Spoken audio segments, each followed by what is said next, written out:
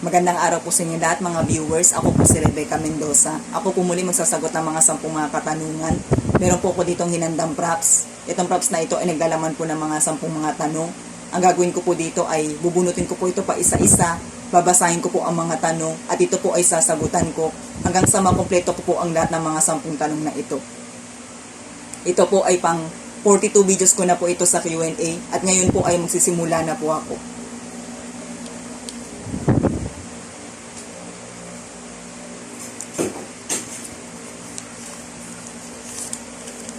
Paano tayo dapat magsalita? Kapag tayo ay magsasalita, importante na tayo ay maging maingat, maging magalang. Pinipili natin magsabi ng tama at totoo. Pinipili natin magsalita ng mga salita na nakakapagpalakas at mga salita na nakakapagpatawa.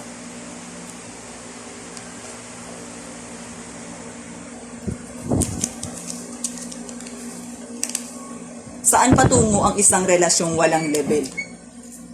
Ang relasyong walang level ay nauuwi sa labuan at sa kalaunan ito ay hahantong din sa paghihiwalayan. Sapagkat kapag walang level, ito ay magulo, nakakalito, hindi malaman kung totoo ang nararamdaman. Sa usaping pagmamahal, importante yung merong level. At ito ay dapat na maging totoo, maging malinaw, para maging maayos at tumagal ang pagsasamahan ng bawat tao na nagmamahalan.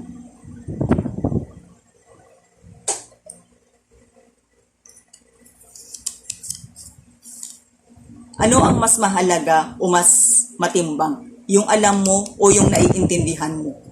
Ang totoo ay pareho naman itong mahalaga, pero ang masigit na matimbang dito ay yung ating naiintindihan. Sapagkat kapag naintindihan natin ang isang bagay, ay mas marami tayong maipapaliwanag, mas marami tayong maisasagot, mas madali tayong makakasunod, at mas madali nating ma-apply ang isang bagay at hindi tayo papalpak.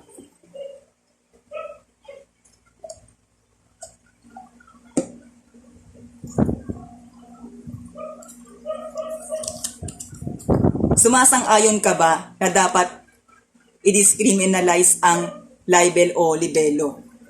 Sumasang-ayon ako na dapat nang i-discriminalize ang libel o libelo para tayong lahat ay matuto na magsabi ng mga totoong impormasyon at ito lang ang nararapat nating sabihin. Bukod pa rito, para tayong lahat ay matrain na maging maingat sa pananalita, hindi tayo magsinungaling at manira ng kapwa. At ito ang isa sa pinakamahalaga. Dahil kapag tayo ay nagsasabi ng totoong impormasyon, ay hindi tayo mapapasama, hindi tayo magkakasala ng mabigat at hindi rin natin mapapasama ang buhay ng ibang tao.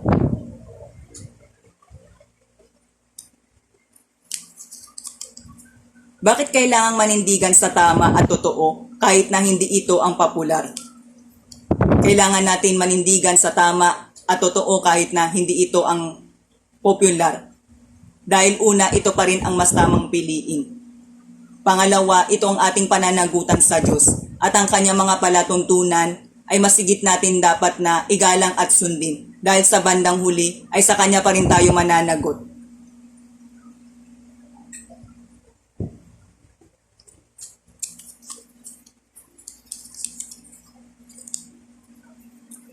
Paano magiging pagpapalang ating salita? Para maging pagpapalang ating salita, ay kinakailangan tayo ay naghahatid ng tamang impormasyon. Nagbabahagi tayo ng word of wisdom. Pinipili natin magsabi ng mga salita na nakakapagpalakas at nakakapagpatawa.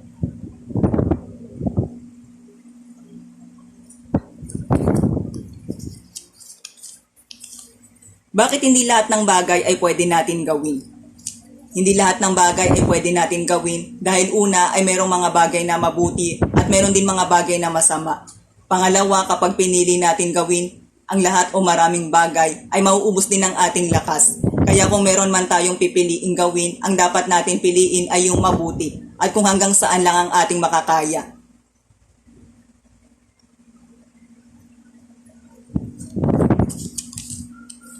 Paano ba mamuhay ng husto at wasto? Para tayo ay mamuhay ng husto at wasto, ay kailangan piliin natin mahalin ang ating sarili sa pamamagitan ng tamang pangangalaga ng ating kalusugan. Nagtatanim tayo sa puso ng kabutihan. At pangalawa, ay lagi natin piliin gumawa ng tama at mabuti sa kapwa. At pangatlo ay laging humingi ng gabay sa Diyos, magtiwala sa Kanya at laging piliin ang magpasalamat.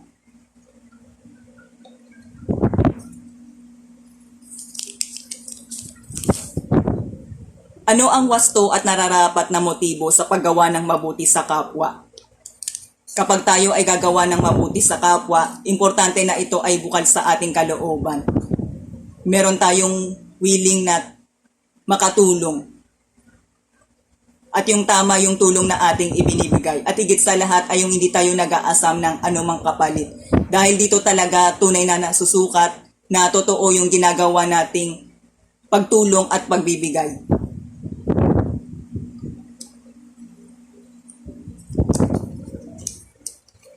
Okay lang ba ang mangutang at magpautang? Kung talagang ito ay gagamitin sa tamang paglalaanan at hindi sapat ang pera, ay okay lang na mangutang at magpautang. Para ang nagpapautang ay makatulong siya sa tao na nangangailangan nito. At bilang isang mangungutang ay kailangan niyang gamitin ang pera sa tamang paglalaanan. At higit sa lahat, ito ay kailangan niyang ibalik sapagkat ito ay utang.